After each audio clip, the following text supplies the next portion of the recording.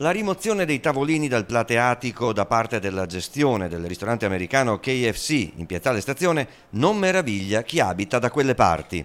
Sono purtroppo un grandissimo pugno allo stomaco e una sconfitta straordinaria, credo, dell'amministrazione pubblica che amministra le forze dell'ordine. L'analisi della situazione nei dintorni di Piazzale Stazione è lucida. Trevisan ce l'ha con le istituzioni romane. Mi ha stupito molto leggere il prefetto che dichiara che lui al posto del KFC avrebbe messo una guardia a proteggere i tavolini piuttosto che rimuoverli.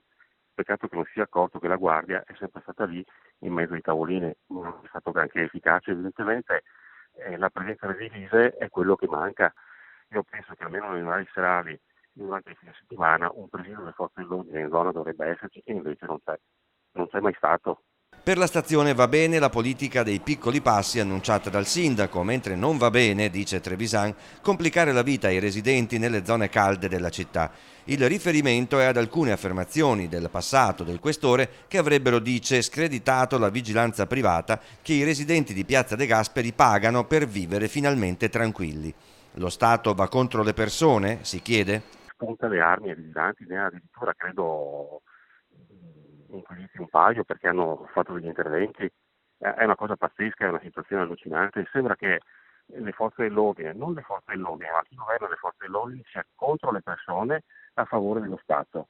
È incredibile, è disarmante ed è veramente un pugno sullo stomaco ogni volta che si leggono dichiarazioni di questi personaggi sui giornali.